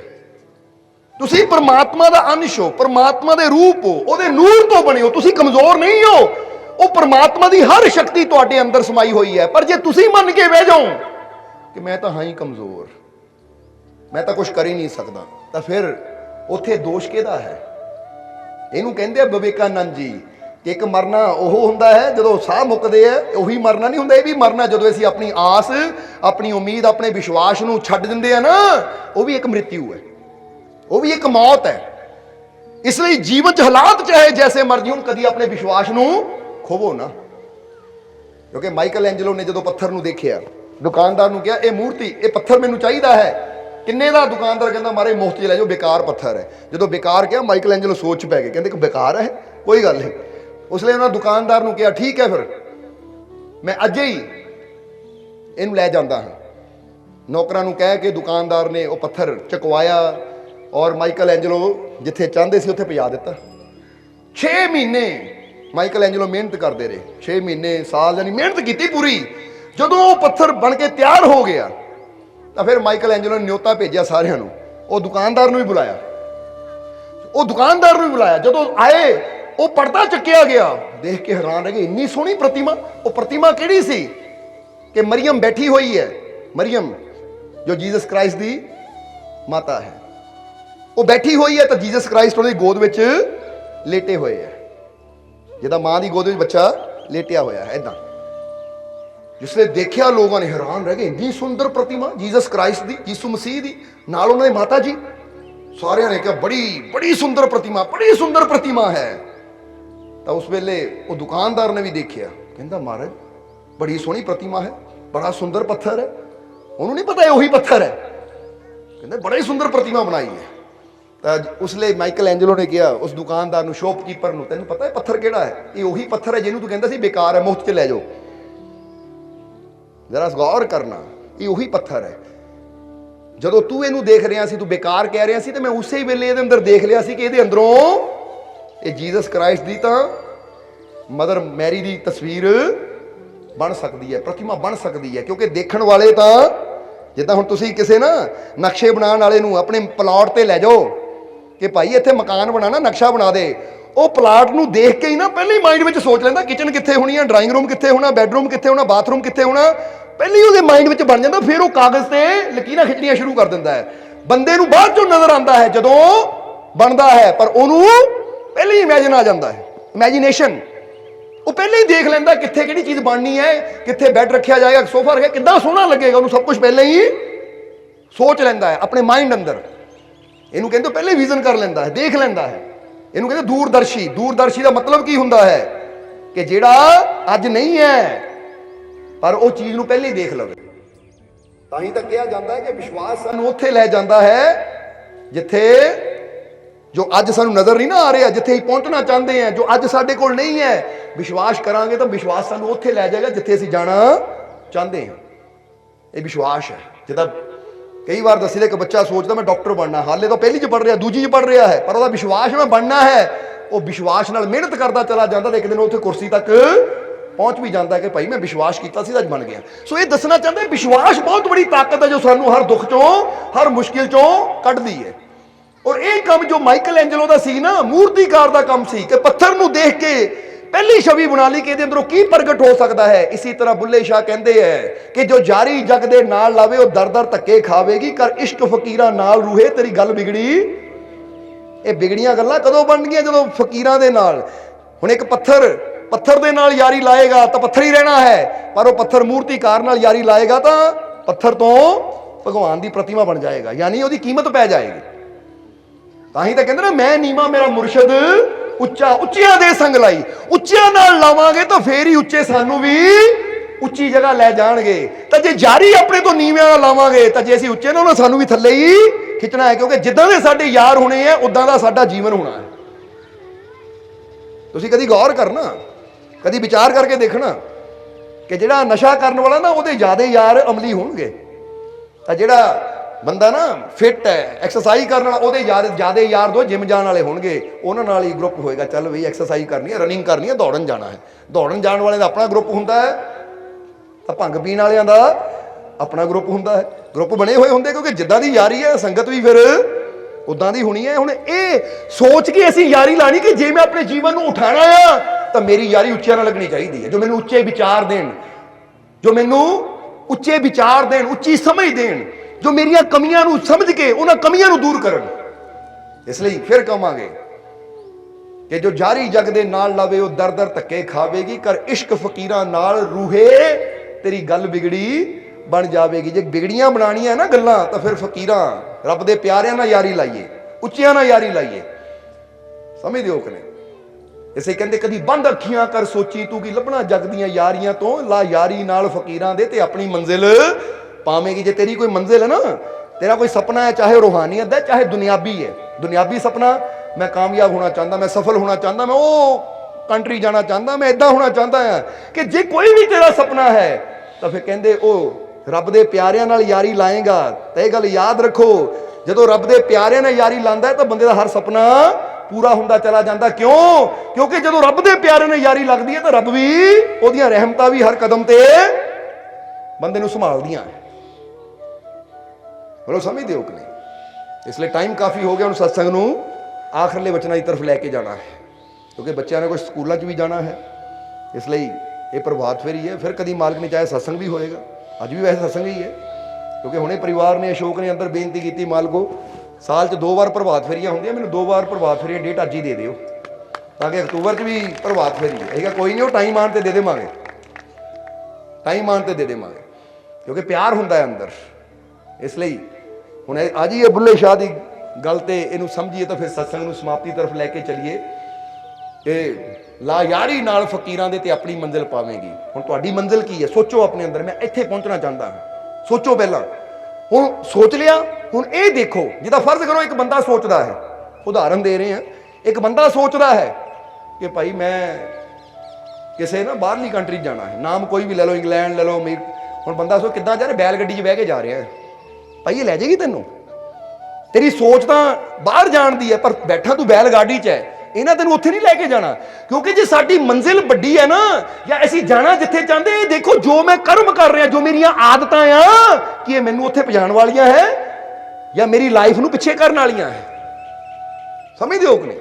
ਇੱਕ ਬੰਦਾ ਸੋਚਦਾ ਮੈਂ ਜੀਵਨ 'ਚ ਕਾਮਯਾਬ ਹੋਣਾ ਹੈ, ਜੇ ਕਾਮਯਾਬ ਹੋਣਾ ਤਾਂ ਮੇਰੀਆਂ ਆਦਤਾਂ ਕਾਮਯਾਬ ਹੋਣ ਵਾਲੀਆਂ ਹੈ, ਜਾਂ ਕਾਹਦੀਆਂ ਆਦਤਾਂ ਕਿ ਰਾਤ ਨੂੰ 12-1 ਵਜੇ ਤੱਕ ਤਾਂ ਮੋਬਾਈਲ ਤੇ ਲੱਗਾ ਆ, ਟੀਵੀ ਦੇਖ ਰਿਹਾ, ਫਿਲਮਾਂ ਦੇਖ ਰਿਹਾ, ਤਾਂ ਸਵੇਰੇ 8 ਵਜੇ ਸੁੱਤਾ ਉੱਠਦਾ ਆ, ਤਾਂ ਸੁੱਤਾ ਉੱਠ ਕੇ ਕਹਿੰਦਾ ਦੇਖੀ ਮੈਂ ਕਾਮਯਾਬ ਹੋ ਕੇ ਦਿਖਾਣਾ। ਭਾਈ ਏਦਾਂ ਆਹ ਕਾਮਯਾਬ ਹੋਣ ਵਾਲੀਆਂ ਆਦਤਾਂ ਹੈ, ਕਿਉਂਕਿ ਕਾਮਯਾਬ ਹੋਣ ਵਾਲੇ ਲੇਟ ਨਾਈਟ ਤੱਕ ਨਹੀਂ ਜਾਗਦੇ। ਕਾਮਯਾਬ ਹੋਣ ਵਾਲੇ ਸ਼ਾਮ ਨੂੰ ਜਲਦੀ, ਰਾਤ ਨੂੰ ਜਲਦੀ ਸੌਂਦੇ ਤੇ ਸਵੇਰੇ 4 ਸਾਢੇ 4 ਤੱਕ ਜਾਗਦੇ ਹੈ। ਜਿੱਦਾਂ ਤੁਸੀਂ ਕਿਸੇ ਵੀ ਕਾਮਯਾਬ ਇਨਸਾਨ ਦੀ ਜ਼ਿੰਦਗੀ ਬਾਰੇ ਪੜ੍ਹੋ, ਚਾਹੇ ਖਿਡਾਰੀ ਹੈ, ਚਾਹੇ ਕੋਈ ਅਭਿਨੇਤਾ ਹੈ, ਔਰ ਚਾਹੇ ਉਹ ਕੋਈ ਬਿਜ਼ਨਸਮੈਨ ਹੈ, 5 ਵਜੇ ਤੋਂ ਪਹਿਲਾਂ ਸਾਰੇ ਉੱਠ ਜਾਂਦੇ ਹੈ। ਬੋਲੋ ਸਮਝਦੇ ਹੋ ਕਿ ਨਹੀਂ? ਪੜ੍ਹ ਕੇ ਦੇਖੋ, ਰੋਨਾਲਡੋ ਦਾ ਤਾਂ ਇੱਥੇ ਤੱਕ ਕਹਿੰਦਾ, ਜਿਹੜਾ ਫੁੱਟਬਾਲਰ ਹੈ ਉਹ ਕਹਿੰਦਾ ਦੁਨੀਆ ਜਦੋਂ 6 ਵਜੇ ਸੁੱਤੀ ਉੱਠਦੀ ਹੈ, 7 ਵਜੇ ਸੁੱਤੀ ਉੱਠਦੀ, ਤਾਂ ਮੈਂ 4 ਵਜੇ ਗਰਾਊਂਡ ਵਿੱਚ ਪ੍ਰੈਕਟਿਸ ਕਰਦਾ ਹੁੰਦਾ। ਜਿਹੜਾ ਫੁੱਟਬਾਲਰ ਹੈ ਰੋਨਾਲਡੋ ਕਹਿੰਦਾ ਮੈਂ 4 ਵਜੇ ਪ੍ਰੈਕਟਿਸ ਕਰਦਾ ਹੁੰਦਾ। ਔਰ ਇੱਕ ਨਾ ਬਹੁਤ ਬੜਾ ਤੈਰਾਕ ਹੈ ਜਿਹਨੇ ਕਿੰਨੇ 골ਡ ਮੈਡਲ ਜਿੱਤੇ, ਉਹਨੂੰ ਪੁੱਛਿਆ ਤੁਹਾਡੀ ਕਾਮਯਾਬੀ ਦਾ ਰਾਜ਼ ਕੀ ਹੈ ਕਿ ਤੁਸੀਂ ਹਰ ਵਾਰ 골ਡ ਮੈਡਲ ਜਿੱਤਦੇ ਹੋ? ਕਹਿੰਦਾ ਮੈਂ ਹਰ ਰੋਜ਼ 8 ਘੰਟੇ ਸਵੀਮਿੰਗ ਪੂਲ ਵਿੱਚ ਪ੍ਰੈਕਟਿਸ ਕਰਦਾ ਹਾਂ। ਜਦੋਂ ਲੋਕ ਸੁੱਤੇ ਹੁੰਦੇ ਮੈਂ ਜਾ ਕੇ ਸਵੀਮਿੰਗ ਪੂਲ ਵਿੱਚ ਪ੍ਰੈਕਟਿਸ ਕਰ ਰਿਹਾ ਹੁੰਦਾ, ਕਿਉਂਕਿ ਕਾਮਯਾਬ ਹੋਣ ਵਾਸਤੇ ਮਿਹਨਤ ਵੀ ਜ਼ਰੂਰੀ ਹੈ। ਬੋਲੋ ਸਮਝਦੇ ਹੋ ਕਿ ਨਹੀਂ? ਹੁਣ ਫਰਜ਼ ਕਰੋ, ਇਹਨੂੰ ਇਦਾਂ ਸਮਝ ਲਈਏ ਕਿ 2 ਗਰੁੱਪ ਹੈ 10-10 ਬੰਦਿਆਂ ਦੇ, ਦੋਨਾਂ ਨੇ ਪਹਾੜ ਦੀ ਚੋਟੀ ਤੇ ਪਹੁੰਚਣਾ ਹੈ। ਸ਼ਾਮ ਨੂੰ ਦੋਨੇ ਸੌਂਦੇ ਹੈ, ਫਿਰ ਇੱਕ ਗਰੁੱਪ ਤੜਕੇ 4 ਵਜੇ ਜਾ ਕੇ ਤੁਰਨਾ ਸ਼ੁਰੂ ਕਰ ਦਿੰਦਾ ਹੈ, ਤਾਂ ਦੂਜਾ ਗਰੁੱਪ ਹਲੇ ਸੁੱਤਾ ਪਿਆ ਹੈ। ਉਹ ਤੜਕੇ 4 ਵਾਲਾ ਗਰੁੱਪ ਤੁਰਨਾ ਸ਼ੁਰੂ ਕਰ ਦਿੱਤਾ ਹੈ ਉਹਨੇ। ਉਹ ਤੜਕੇ 4 ਸਾਢੇ 4 ਕਹਿੰਦੇ ਚਲੋ ਬਈ ਗਰਮੀ ਬਹੁਤ ਹੋ ਜਾਂਦੀ, ਸੂਰਜ ਬਹੁਤ ਤੇਜ਼ ਹੋ ਜਾਂਦਾ, ਚੱਲੀਏ। ਦੂਜਾ ਗਰੁੱਪ ਸੁੱਤਾ ਪਿਆ, ਉਹ ਆਰਾਮ ਨਾਲ ਉੱਠਾਂਗੇ। ਜਦੋਂ ਉੱਠਦੇ ਆ ਤਾਂ ਸੂਰਜ ਚੜ੍ਹਿਆ ਹੁੰਦਾ ਹੈ। ਫਿਰ ਉਹ ਗਰੁੱਪ ਵਾਲੇ ਕਹਿੰਦੇ ਯਾਰ ਗਰਮੀ ਬਹੁਤ ਹੈ, ਥੋੜੀ ਠੰਡ ਜੀ ਹੋ ਜਾਵੇ ਨਾ ਫਿਰ ਚਲਾਂਗੇ। थोड़ा रस्ता आसान जिहा हो जाए। हुण ये सोचते रह जाते क्योंकि लेट उठण की वजह नाल, तां दूजा ग्रुप जिहड़ा तड़के का तुरिया है वो अध पार भी कर जाता है। बोलो समझदे हो कि नहीं? तो फिर की हुंदा है, ये जिहड़ा ग्रुप है वो देखदा वो पहुंच गए, वो पहुंच लिया भी इन्हां दी किस्मत बड़ी चंगी है, रब इन्हां दा साथ देण वाला है, इन्हां ते किस्मत करके पहुंच गए उत्थे। ये किस्मत की गल है सारी, साडी किस्मत ही खराब है, इन्हां दी किस्मत चंगी है। हमेशा जो कामयाबी की बुलंदी ते पहुंचा बंदा किस्मत वाला है, साडी किस्मत माड़ी, किस्मत साडा साथ नहीं दिंदी, किस्मत ने वो साथ किस्मत की गल नहीं है, ये गल सारी विश्वास और मेहनत दी है कि मैनू अपने रब ते विश्वास है, मैं मेहनत करने को तैयार हाँ। तो विश्वास करने वाले अपनी किस्मत आप ही लिख देंगे हैं।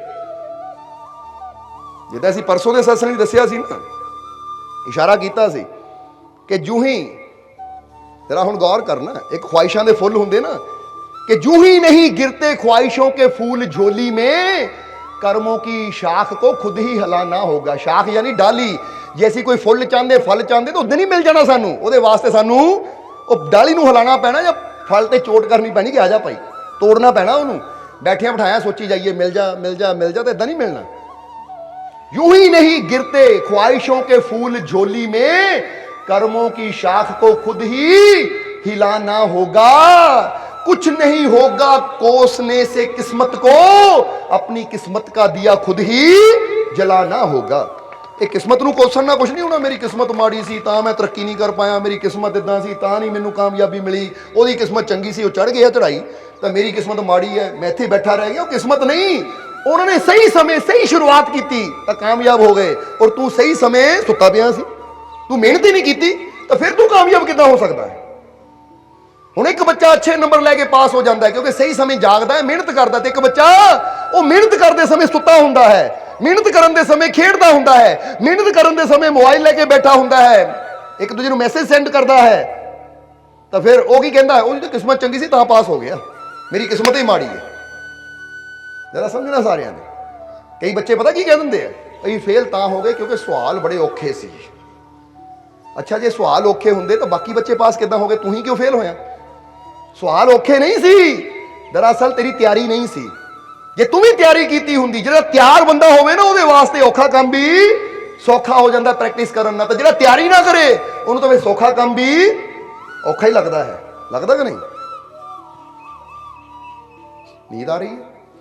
चलो हम सत्संग की समाप्ति करिए क्योंकि तड़के दे उठे हो, 3 बजे दे उठे हो, सानू पता एडी दूरों आना, फिर इसलिए हम आखिरले वचन की तरफ चलिए। कुछ नहीं होगा कोसने से किस्मत को, अपनी किस्मत का दिया खुद ही। ये ऊंचाई ते पहुंचना तो उच्चियां नाल यारी लाइए, फिर ही बांह फड़ के अगे लैके जाणगे सानू। समझ दिओ कि नहीं? अपने तो थल्ले नाल यारी लावांगे। हुण फर्ज करो 5वीं क्लास का बच्चा चौथी वाले नाल यारी लावे तो चौथी वाले ने की सिखाना उन्होंने, तो जे 5वीं क्लास वाला बच्चा 10वीं क्लास वाले ने यारी लावे तो 10वीं वाला नूं बहुत कुछ सिखा सकता है, समझा सकता है कि भाई आ सवाल आ सकते हैं, आ हल इदां हो सकता है, क्योंकि उच्चियां नाल यारी लावांगे तो सानू वो बांह फड़ के उच्ची जगह लैके जाणगे। समझदे हो कि नहीं? हुण तुसीं थल्ले हो, कोई उच्चे आ उत्ते है, जे तुसीं कहोगे हत्थ फड़ लै तो फिर की होएगा? हत्थ फड़ के तुहानू अपने वाल खिच्चण की कोशिश करेगा। तो जिहड़ा थल्ले गिरिया होवे, हुण गौर करना, वो सानू उच्ची जगह नहीं लिजा सकता। हाँ ऐसी उन्होंने अपनी जगह तो लिजा सकते हैं, पर उस तो उच्चा ऐसी नहीं जा सकते ही तो पहले उत्थे खड़े। इसलिए जे अगे वधना है तो हमेशा अपनी यारी उच्ची जगह ला। उच्ची जगह का मतलब जिन्हें सोच उच्ची होवे, विचार उच्चे होवे। कोई पैसे ना उच्चा नहीं हो जाता, कोई गड्डियां ना उच्चा नहीं हो जाता, कोई कोठियां ना उच्चा नहीं हो जाता कि मेरा घर की कोठी नीवी है तो 2 मंजिला वो कोठी उच्ची ना यारी लावां, नहीं। क्योंकि मकान जिन्ना मर्जी उच्चा होवे पर जे सोच ही नीवी है तो फिर की करना? गड्डी जिन्नी मर्जी बड़ी होवे, मकान जिन्ना बड़ा मर्जी होवे पर दिल ही छोटा है तो की करना? क्योंकि रब या रब दियां रहमतां किहनां नूं मिलदियां? बड़ी गड्डी देख के नहीं, बड़ा मकान देख के नहीं, बड़ा दिल होना चाहिए है, दिल सच्चा होना चाहिए, दिल च प्यार होना चाहिए है। बोलो समझ दिओ अपनी। इसलिए हुण फिर कहांगे कि अगर जीवन च मुश्किल है, परेशानी है तो डरना नहीं है, फिक्र नहीं करनी कोई भी, क्योंकि इन्हीं रातों के दामन से सुनहरा कल भी निकलेगा। अगर अज जीवन च दुखों की रात है तो अपने मालिक पे भरोसा रखना है, क्योंकि मेरा मालिक है मेरे साथ तो मुश्किलों का, कह दे हुण आखिरले वचन ये हुण तुसीं बोलना, मेरा मालिक है मेरे साथ तो मुश्किलों का हल भी निकलेगा। जे मेरे जीवन च कोई मुश्किल है तो मैनूं विश्वास है मेरा मालिक मेरे नाल है। ਜੇ ਉਹ ਮੇਰੀ ਬਾਹ ਫੜ ਕੇ ਤੁਰਿਆ ਹੈ ਤਾਂ ਮੈਨੂੰ ਉਹ ਡੁੱਬਣ ਨਹੀਂ ਦਿੰਦਾ ਜਾਂ ਫਸਣ ਨਹੀਂ ਦਿੰਦਾ, ਉਹਨਾਂ ਲੈ ਜਾਣਾ ਕੱਢ ਕੇ। ਮੁਸ਼ਕਿਲ ਆਈ ਵੀ ਹੈ, ਤੂਫਾਨ ਆਏ ਵੀ ਹੈ, ਰਸਤਾ ਚਾਹੇ ਜਿੰਨਾ ਮਰਜੀ ਘੁਮਾਓ ਫਰਾਓ ਵਾਲਾ ਹੈ, ਘੁਮਾਓਦਾਰ ਹੈ, ਪਰ ਮੈਨੂੰ ਯਕੀਨ ਹੈ ਉਹ ਮੈਨੂੰ हर मुश्किल चो कट के मंजिल तक लेके जाएगा। मेरा मालिक है मेरे साथ तो मुश्किलों का हल भी निकलेगा। जमी बंजर हुई तो क्या, यहां से जल भी निकलेगा। बेशक लोग कहते जमीन बंजर है, इत्थे नहीं कुछ होना, वो जे ओदी रहमत हो जाए तो बंजर जमीन अंदरों भी पानी निकल आंदा है, आंदा है कि नहीं। कहते ना सो धरत पई हरियावली जिथे मेरा, गल तो ओदी रहमतां दी है, ओदी रहमत हो जाए तो बंजर जमीन ते भी हरी हरी घास उगांदी है, उत्थे भी बेल बूटे उगांदे है, उत्थे भी फुल खिल जाते हैं जदों ओदी कृपा हुंदी है। इसलिए ओदी रहमत चाहे तो सब कुछ कर सकती है, क्योंकि हर चीज़ ओदी रहमत नाल ही तो बनी है, समझदे हो कि नहीं। इसलिए जमी बंजर हुई तो क्या, की होया जे मेरे जीवन च अज बंदा कहता खुशियां नहीं है, शांति नहीं है, सुकून नहीं है, कोई नहीं। जे तेरे जीवन की जमीन बंजर भी है ना, अपने मालिक ते विश्वास रख, ये जमीन के अंदरों ही यानी तेरे जीवन अंदरों खुशियां दा वो मिठा जल भी निकलेगा। ना हो मायूस, ना तू घबरा, ना मायूस होना तो ना ही घबराना है। क्यों? क्योंकि इन्हीं रातों के दामन से सुनहरा कल भी निकलेगा। रात चाहे जिन्नी मर्जी गहरी होवे, अपने मालिक ते विश्वास रखो, वो सूरज दा प्रकाश भी आएगा। और जो सूरज की पहली किरण आती ना तो सारी रात का अंधकार, सारी रात का अंधकार ऐदा पलां जी खत्म हो जाता है। इसलिए बस भरोसा रखना अपने मालिक पे। हुण कह दिओ फिर कि जे मेरे जीवन में कोई मुश्किल है, कोई परेशानी है, किसी तरह का भी कोई डर है, तो अज तो मैं ना डरना है, ना फिक्र करनी है, ना ही घबराना है, क्योंकि मेरा मालिक मेरे है कि नहीं। मानते हो कि नहीं? क्योंकि गल विश्वास की है, जो मन लिया तो नाल है, तो जे कहते है नहीं रब तो फिर भाई है नहीं, तेरे वास्ते है नहीं। हुण कई बार बंदा कहता है नहीं सूरज कित्थे है, मैनूं तां दिखदा नहीं। वो भाई अखां खोल, वो तो है, तू ही अखां बंद करके बैठा है, समझदे हो कि नहीं। हुण जरा कर लो अखां बंद, हो दूजे मैं नहीं मानता सूरज है, मैं तो दिखदा नहीं किते, तो हुण तेरियां अखां बंद करन ये थोड़ी वो है नहीं हो जाना। कई कहते ना है नहीं रब, वो है नहीं कोई ओहदियां रहमतां, एवें ही बस गल्लां ही हुंदियां फकीरां संतां फकीरां दियां, है नहीं किते, कई मनमुखी हुंदे। बोलो समझदे हो कि नहीं। पर हुण बंदा सोचे भाई तेरियां अखां बंद है, तो हुण तू जिन्ना मर्जी सूरज नूं इनकार करी जा, तो ये तेरे अखां बंद करके वो सूरज का होना ना होने च नहीं बदल जाना। वो तो है, वो सच है, आद सच जुगाद सच है भी सच, नानक होसी भी सच। तू मनना मन, नहीं मनना ना मन, समझदे हो कि नहीं। क्योंकि कई हुंदे है, उन्हां दी मत इदां दी हुंदी, वो जिन्ना मर्जी समझाओ वो समझते नहीं है। तो जिन्हां ने समझना होवे उन्हां वास्ते एक इशारा भी काफ़ी हुंदा है। उन्होंने पता है कि जो है उन्होंने मैं बदल नहीं सकता, उन्होंने मैं टाल नहीं सकता, क्योंकि बस उत्ते विश्वास करके उसका फायदा, उसका लाभ मैं जरूर लै सकता है। क्योंकि एक गल याद रखो, रब का इनकार करके सानू कुछ नहीं हासिल होना, बल्कि जे असीं उत्ते विश्वास करांगे तो बहुत कुछ हासिल कर सकते हैं। क्योंकि विश्वास करने वालियां दे नाल ही उसदी रहमत जुड़दी है। हुण जिहनूं विश्वास हुंदा मेरा मालिक मेरे नाल ही, कहंदे लो ਉਹਦੇ सामने कोई भी मुश्किल होवे ना, वो हर मुश्किल का सामना करने नूं तैयार हो जाता है, एक विश्वास नाल कि मैं कल्ला नहीं हाँ, मेरा मालिक मेरे, कितना हौसला मिलता है उन्हें। इसलिए ताही क्या तुसीं भी विश्वास रखना है, हौसला रखना है, हर मुश्किल का हल मिलेगा तुहानूं, हर मुश्किल का हल होएगा। बस विश्वास रखो अपने मालिक ते। और जिद्दां दस्सिया कामिल मुरशद नाल यारी लानी है, ला यारी नाल फकीरां दे ते अपनी मंजिल पावेगी। जे अपनी मंजिल नूं पाना तो चैक करो मेरी यारी फकीरां नाल है, ਉੱਚਿਆਂ नाल है, या मेरी यारी किहਨਾਂ नाल है। क्योंकि जिद्दां दस्सिया कि नशे वालियां नाल यारी लाने वाले नशेड़ी बन जाते हैं, तो अच्छी जगह यारी लाने वाली हौली हौली अच्छे जीवन च अच्छे बन जाते। सो अच्छी जगह यारी लानी है असीं, तो फिर साडे जीवन च कामयाबी आएगी, सफलता आएगी, खुशियां आएंगियां, फिर कोई कमी नहीं रह जाएगी। इसलिए हुण कह दिओ कि मैनू अपने मालिक दे पूरा, मैनू अपने मालिक दे पूरा, मैनू अपने मालिक दे पूरा, मेरियां झोलियां खुशियां नाल, मेरियां झोलियां खुशियां नाल, मेरियां झोलियां खुशियां नाल, मेरे सारे दुख दूर, मेरे सारे दुख दूर, मेरे सारे दुख दूर, मेरा मालिक मेरे, मेरा मालिक मेरे, मेरा मालिक मेरे। बस ये विश्वास रखना। देखो फिर जीवन उस ऊंचाई पे पहुंचोगे कि कमी जीवन च रहेगी कोई नहीं, समझ दो कि नहीं। बस विश्वास होना चाहिए। और फिर कहांगे कि अज ये 10वें दिन की प्रभात फेरी इस नगर च पहुंची है, क्योंकि परसों यानी ऐतवार 27 तरीक दरबार के उपर सालाना मेला है। सालाना मेला ਜੋ ਹਰ ਸਾਲ ਇਹ ਸਮਾਗਮ ਬੜੀ ਧੂਮ-ਧਾਮ ਨਾਲ ਦਰਬਾਰ ਤੇ ਮਨਾਇਆ ਜਾਂਦਾ ਹੈ। ਅਸੀਂ ਜਿੰਨੇ ਵੀ ਜੀ ਪੰਡਾਲ 'ਚ ਅਸਲੇ ਬੈਠੇ ਹੈ, ਅਸੀਂ ਉਹਨਾਂ ਸਾਰਿਆਂ ਨੂੰ ਪਿਆਰ ਨਾਲ ਸੱਦਾ ਦਿੰਦੇ ਹਾਂ ਕਿ ਜਿਸ ਤਰ੍ਹਾਂ ਅੱਜ ਤੁਸੀਂ ਇੱਥੇ ਸਤਸੰਗ 'ਚ ਪਹੁੰਚੇ ਹੋ। ਵੈਸੇ ਤਾਂ ਕੱਲ ਵੀ ਦਰਬਾਰ ਤੇ ਪ੍ਰੋਗਰਾਮ ਹੈ, ਅੱਜ ਰਾਤ ਦਾ ਵੀ ਦਰਬਾਰ ਤੇ ਸਤਸੰਗ ਹੈ, ਕੱਲ ਵੀ ਦੁਪਹਿਰ ਦੀ ਸ਼ੋਭਾ ਯਾਤਰਾ ਵੀ ਹੈ ਔਰ ਸ਼ਾਮ ਦਾ ਵੀ ਸਤਸੰਗ ਹੈ, ਪ੍ਰੋਗਰਾਮ ਹੈ ਦਰਬਾਰ ਤੇ। ਫਿਰ ਪਰਸੋਂ ਯਾਨੀ ਐਤਵਾਰ ਸਵੇਰੇ 10 ਵਜੇ 171 ਫੁੱਟ ਉੱਚੇ ਨਿਸ਼ਾਨ ਸਾਹਿਬ ਦੀ ਚੜ੍ਹਾਈ ਹੋਏਗੀ। ਉਹ ਸਾਰਾ ਦਿਨ ਇਹ ਪ੍ਰੋਗਰਾਮ ਚੱਲੇਗਾ, ਬੜਾ ਖੁਸ਼ੀਆਂ ਦਾ ਦਿਨ ਹੈ। ਸੋ ਅਸੀਂ ਬੜੇ ਪਿਆਰ ਨਾਲ ਤੁਹਾਨੂੰ ਸੱਦਾ ਦੇ ਰਹੇ ਹਾਂ, ਜਿੰਨੇ ਵੀ ਮੁਮੰਦਪੁਰ ਵਾਸੀ ਹੈ ਜਾਂ ਲਾਗੇ ਦੂਰ ਨੇੜੇ ਤੋਂ ਜਿੰਨੇ ਵੀ ਜੀਵ ਆਏ ਹੈ, ਕਿ ਕੋਸ਼ਿਸ਼ ਕਰੋ, ਟਾਈਮ ਕੱਢੋ, 27 ਤਰੀਕ ਨੂੰ ਮਾਲਕ ਦੇ ਦਰਬਾਰ 'ਚ ਹੁਸ਼ਿਆਰਪੁਰ ਸਰਫਸੰਜਾ ਦਰਬਾਰ ਵਿਖੇ ਪਹੁੰਚ ਕੇ ਉਹ ਨਿਸ਼ਾਨ ਸਾਹਿਬ ਦੀ ਚੜ੍ਹਾਈ ਦਾ, ਉਹ ਖੁਸ਼ੀਆਂ ਦੇ ਦਿਨ ਦਾ ਆਨੰਦ ਲਓ। ਔਰ ਇੱਕ ਗੱਲ ਕਵਾਂਗੇ ਕਿ ਜਦੋਂ ਇਨਸਾਨ ਪ੍ਰੇਮ ਸ਼ਰਧਾ ਨਾਲ ਗੁਰੂਆਂ ਰਹਿਬਰਾਂ ਪੀਰਾਂ ਫਕੀਰਾਂ ਦੇ ਦਰ ਤੇ ਜਾਂਦਾ ਤਾਂ ਬਹੁਤ ਕੁਝ ਲੈ ਕੇ ਆਉਂਦਾ ਹੈ। ਤਾਂ ਹੀ ਤਾਂ ਕਹਿੰਦੇ ਨੇ ਯਾਰੀ ਨਾਲ ਫਕੀਰਾਂ ਦੇ ਲਾਣੀ ਕਿ ਨਹੀਂ ਯਾਰੀ ਸਾਡੇ ਨਾਲ। ਚਲੋ ਠੀਕ ਹੈ ਵੀ ਅੱਛੀ ਗੱਲ ਹੈ। ਔਰ ਇਹ ਯਾਦ ਰੱਖੋ, ਜੇ ਯਾਰੀ ਲਾਉਂਗੇ ਤਾਂ ਵਾਕਈ ਜਿੱਦਾਂ ਕਹਿੰਦੇ ਦੋਸਤ ਦਾ ਮਤਲਬ ਕੀ ਹੁੰਦਾ ਹੈ, ਫਿਰ ਦੋਸਤੀ ਨਿਭਾਵਾਂਗੇ ਵੀ। ਕਿਉਂਕਿ ਇਹੀ ਤਾਂ ਇੱਕ ਹੁੰਦਾ ਹੈ ਕਿ ਜਿੱਦਾਂ ਆਂਦਾ ਨਾ ਬੁੱਲੇ, ਇੱਕ ਕਲਾਮ ਵੀ ਆਂਦਾ ਹੈ ਕਿ ਲਜਪਾਲ ਪ੍ਰੀਤ ਨੂੰ ਤੋੜਦੇ ਨਹੀਂ, ਜਿਹਦੀ ਬਾਹ ਫੜ ਲੈਂਦੇ ਫਿਰ ਛੋੜਦੇ ਨਹੀਂ, ਫਿਰ ਨਹੀਂ ਕਹਿੰਦੇ ਛੋੜਦੇ। ਇਸ ਲਈ ਫਿਰ ਤੁਹਾਡੇ ਜੀਵਨ ਦੇ ਜਿੰਨੇ ਵੀ ਦੋਸ਼ ਹੈ ਨਾ ਅਸਤ ਕਰ ਦੇਣੇ ਹੈ, ਜਿੰਨੀਆਂ ਵੀ ਕਮੀਆਂ ਦੂਰ ਕਰ ਦੇਣੀਆਂ ਤੁਹਾਨੂੰ ਪੂਰੀ ਤਰ੍ਹਾਂ। ਜਿੱਦਾਂ ਮਾਈਕਲ ਐਂਜਲੋ ਨੇ ਪੱਥਰ ਨੂੰ ਦੇਖਿਆ ਕਿ ਜਿਹਨੂੰ ਕਹਿੰਦੇ ਸੀ ਇਹ ਬੇਕਾਰ ਹੈ, ਉਹਨੂੰ ਪਰਫੈਕਟ ਮੂਰਤੀ ਬਣਾ ਦਿੱਤਾ, ਉਹਦੀ ਕੀਮਤ ਪੈ ਗਈ। ਅੱਜ ਦੂਰੋਂ ਲੋਕ ਉਹਨੂੰ ਦੇਖਣ ਆਉਂਦੇ ਉਸ ਪ੍ਰਤਿਮਾ ਨੂੰ। ਇਸੇ ਤਰ੍ਹਾਂ ਜਦੋਂ ਅਸੀਂ ਵੀ ਫਕੀਰਾਂ ਦੇ ਨਾਲ ਯਾਰੀ ਲਾਵਾਂਗੇ ਤਾਂ ਸਾਡੇ ਅੰਦਰਲੀ ਵੀ ਉਹ ਮੂਰਤ ਪ੍ਰਗਟ ਹੋਏਗੀ ਕਿ ਦੁਨੀਆ ਦੇਖ ਕੇ ਹੈਰਾਨ ਰਹਿ ਜਾਏਗੀ ਪਹਿਲਾਂ ਕੀ ਸੀ ਤਾਂ ਅੱਜ ਇਹ ਕੀ ਹੋ ਗਿਆ, ਕਿੱਥੋਂ ਕਿੱਥੇ ਪਹੁੰਚ ਗਿਆ। ਕਿਉਂਕਿ ਉਹਦੀ ਰਹਿਮਤ ਹੈ। ਤਾਂ ਹੀ ਤਾਂ ਕਹਿੰਦੇ ਨੀਚੋਂ ਉੱਚ ਕਰੇ ਮੇਰਾ ਗੋਬਿੰਦ, ਉਹੀ ਤਾਂ ਹੈ ਨੀਵਿਆਂ ਨੂੰ ਉੱਚੇ ਕਰਨ ਵਾਲਾ। ਇਸ ਲਈ ਆਓ ਪਿਆਰ ਦੇ ਨਾਲ ਸ਼ਰਧਾ ਦੇ ਨਾਲ 27 ਤਰੀਕ ਨੂੰ ਪਹੁੰਚੋ ਤਾਂ ਮਾਲਕ ਉਹ ਖੁਸ਼ੀਆਂ, ਉਹ ਰਹਿਮਤਾਂ, ਉਹ ਬਖਸ਼ਿਸ਼ਾਂ ਨਾਲ ਭਰਪੂਰ ਕਰਕੇ ਤੁਹਾਨੂੰ ਭੇਜਾਂਗੇ, ਜਾਂ ਮਾਲਕ ਦੀ ਰਹਿਮਤ ਉਹ ਹਾਸਿਲ ਕਰਕੇ ਲਿਆਓਗੇ ਤੁਸੀਂ ਜਿਹਦੀ ਤੁਹਾਨੂੰ ਜੀਵਨ 'ਚ ਜ਼ਰੂਰਤ ਹੈ। ਇਸ ਲਈ ਪਿਆਰ ਨਾਲ ਸੱਦਾ ਦਿੱਤਾ ਜਾਵੇ ਤਾਂ ਫਿਰ ਕਿਹਾ ਜਾਂਦਾ ਨਾ, ਪਿਆਰ ਨਾਲ ਕੋਈ ਗੈਰ ਵੀ ਕਹਿ ਦੇਵੇ ਤਾਂ ਵੀ ਜਾਣਾ ਪੈਂਦਾ। ਫਿਰ ਤੁਸੀਂ ਤਾਂ ਸਾਡੇ ਆਪਣੇ ਹੋ ਔਰ ਅਸੀਂ ਤੁਹਾਡੇ ਹਾਂ, ਸਮਝਦੇ ਹੋ ਕਿ ਨਹੀਂ? ਗੱਲ ਤਾਂ ਮੰਨਣ ਦੀ ਹੁੰਦੀ ਹੈ।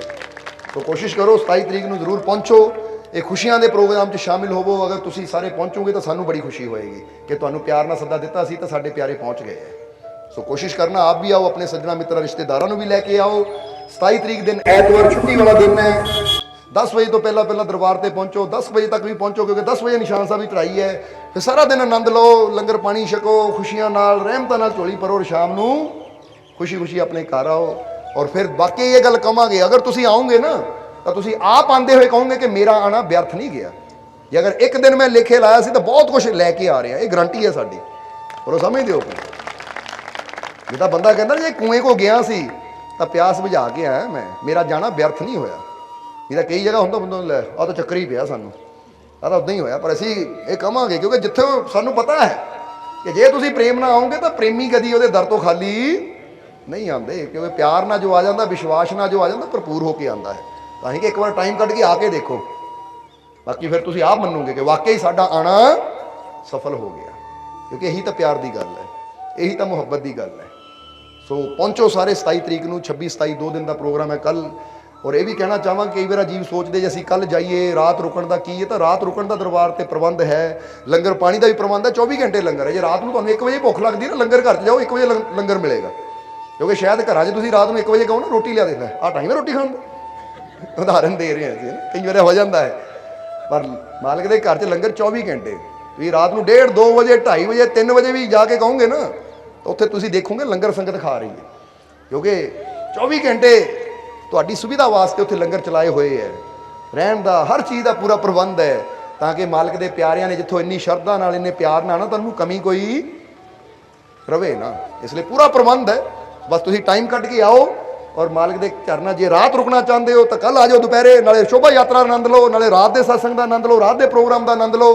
ਅਗਲੇ ਦਿਨ ਫਿਰ ਸਵੇਰੇ 10 ਵਜੇ ਨਿਸ਼ਾਨ ਸਾਹਿਬ ਚੜ੍ਹਾਈ ਦਾ ਆਨੰਦ ਲਓ। ਫਿਰ ਪੂਰਾ ਦਿਨ ਆਨੰਦ ਲੈ ਕੇ ਸ਼ਾਮ ਨੂੰ ਖੁਸ਼ੀ ਆਪਣੇ ਘਰਾਂ ਨੂੰ ਆ ਸਕਦੇ ਹੋ।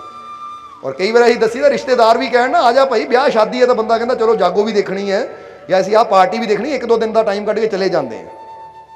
ਉੱਥੇ ਜਦ ਜਾ ਸਕਦੇ ਹਾਂ ਰਿਸ਼ਤੇਦਾਰਾਂ ਦੀ ਖਾਤਰ, ਤਾਂ ਫਿਰ ਸਾਡੀ ਖਾਤਰ ਹੀ ਆ ਜਾਓ। ਸਮਝਦੇ ਹੋ ਕਿ ਨਹੀਂ? ਪਿਆਰ ਨਾਲ ਆਓ। ਔਰ ਜਿੱਦਾਂ ਦੱਸਿਆ, ਆਣਾ ਵਿਅਰਥ ਨਹੀਂ ਹੋਏਗਾ। ਤੁਸੀਂ ਵਾਕਈ ਮੰਨੋਗੇ ਜੇ ਗਏ ਸੀ ਤਾਂ ਵਾਕਈ ਆਹ ਦਿਨ ਸਾਡਾ ਸਫਲ ਹੋ ਗਿਆ। ਸਮਝਦੇ ਹੋ ਕਿ ਨਹੀਂ? ਸੋ ਕੋਸ਼ਿਸ਼ ਕਰਨੀ ਸਾਰਿਆਂ ਨੇ। 26 27 2 ਦਿਨ ਦਾ ਪ੍ਰੋਗਰਾਮ, ਅੱਜ 25 ਤਾਂ ਹੋ ਹੀ ਗਈ ਹੈ, ਕੱਲ ਪਰਸੋਂ ਜ਼ਰੂਰ ਪਹੁੰਚੋ। ਔਰ ਮਾਲਕ ਦੀਆਂ ਰਹਿਮਤਾਂ ਹਾਸਿਲ ਕਰਕੇ ਆਪਣਾ ਜੀਵਨ ਸਫਲ ਬਣਾਓ। ਔਰ ਅੱਜ ਤੇ ਗੱਲ ਯਾਦ ਰੱਖਣਾ, ਯਾਰੀ ਲਾਣੀ ਹੈ ਉਹਨਾਂ ਨਾਲ ਜੋ ਸਾਡੀ ਜ਼ਿੰਦਗੀ ਨੂੰ, ਸਾਡੀ ਜੀਵਨ ਨੂੰ ਖੁਸ਼ੀਆਂ ਦੇ ਨਾਲ, ਅੱਛਾਈਆਂ ਦੇ ਨਾਲ, ਨੇਕੀਆਂ ਦੇ ਨਾਲ, ਅੱਛੀਆਂ ਆਦਤਾਂ ਦੇ ਨਾਲ ਰੰਗ ਦੇਣ। ਕਿਉਂਕਿ ਕਾਮਿਲ ਗੁਰੂ ਰਹਿਬਰ ਇਹੀ ਤਾਂ ਕਰਦੇ ਹੈ ਕਿ ਕੋਰੇ ਕਾਗਜ਼ ਦੇ ਉੱਪਰ ਜਿੱਦਾਂ ਇੱਕ ਪੇਂਟਰ ਰੰਗਾਂ ਨਾਲ ਸੁੰਦਰ ਤਸਵੀਰ ਬਣਾ ਦਿੰਦਾ ਹੈ, ਇਸੇ ਤਰ੍ਹਾਂ ਗੁਰੂਆਂ ਰਹਿਬਰਾਂ ਦੇ ਵੀ ਇਹੀ ਤਾਂ ਕੰਮ ਹੁੰਦਾ ਕਿ ਸਾਡੇ ਜੀਵਨ ਨੂੰ ਵੀ ਸੁੰਦਰ ਤਸਵੀਰ ਬਣਾ ਦਿੱਤਾ ਜਾਵੇ, ਕਿ ਜਿਹੜਾ ਦੇਖੇ ਤਾਰੀਫ ਕਰੇ, ਵਾਕਈ ਇਹਦੀ ਜ਼ਿੰਦਗੀ ਦੀ ਤਸਵੀਰ ਬੜੀ ਸੋਹਣੀ ਹੈ। ਸੋ ਆਓ ਇਹ ਜੀਵਨ ਦੀ ਤਸਵੀਰ ਨੂੰ ਸੁੰਦਰ ਬਣਾਈਏ ਔਰ ਮਾਲਕ ਦੀਆਂ ਰਹਿਮਤਾਂ ਪ੍ਰਾਪਤ ਕਰਕੇ ਆਪਣਾ ਜੀਵਨ ਸਫਲ ਬਣਾਈਏ। ਔਰ ਹੁਣ ਇਹਨਾਂ ਵਚਨਾਂ ਦੇ ਨਾਲ ਹੀ ਅਸੀਂ ਅੱਜ ਦੇ ਸਤਸੰਗ ਦੀ ਸਮਾਪਤੀ ਕਰਾਂਗੇ ਔਰ ਅੰਤ ਵਿੱਚ ਫਿਰ ਇਹੀ ਮਾਲਕ ਦੇ ਚਰਨਾਂ 'ਚ ਬੇਨਤੀ ਕਰਾਂਗੇ ਕਿ ਮਾਲਕ ਤੁਹਾਨੂੰ ਸਭ ਨੂੰ ਖੁਸ਼ੀਆਂ ਨਾਲ, ਰਹਿਮਤਾਂ ਨਾਲ, ਬਰਕਤਾਂ ਨਾਲ ਭਰਪੂਰ ਕਰਨ। ਆਉਣ ਵਾਲਾ ਸਮਾਂ ਤੁਹਾਡੇ ਸਭ ਦੇ ਵਾਸਤੇ ਖੁਸ਼ੀਆਂ ਭਰਿਆ ਹੋਵੇ, ਕਾਮਯਾਬੀ, ਸਫਲਤਾ ਭਰਿਆ ਹੋਵੇ। ਆਪਣੀ ਰਹਿਮਤ, ਆਪਣੀ ਕਿਰਪਾ ਹਮੇਸ਼ਾ ਮਾਲਕ ਤੁਹਾਡੇ ਤੇ ਬਣਾਏ ਰੱਖਣ। ਇਹੀ ਸਾਡੀ ਉਸ ਮਾਲਕ ਦੇ ਚਰਨਾਂ 'ਚ ਅਰਦਾਸ ਬੇਨਤੀ ਹੈ। ਔਰ ਹੁਣ ਅੰਤ ਵਿੱਚ ਤੁਹਾਡੇ ਸਭ ਦੇ ਅੰਦਰ ਵਸਦੇ ਉਸ ਮਾਲਕ ਨੂੰ ਅਸੀਂ ਪ੍ਰਣਾਮ ਕਰਦੇ ਹਾਂ। ਸਾਡਾ ਪ੍ਰਣਾਮ ਸਵੀਕਾਰ ਕਰੋ। ਜੈ ਮਾਲਕਾਂ ਦੀ।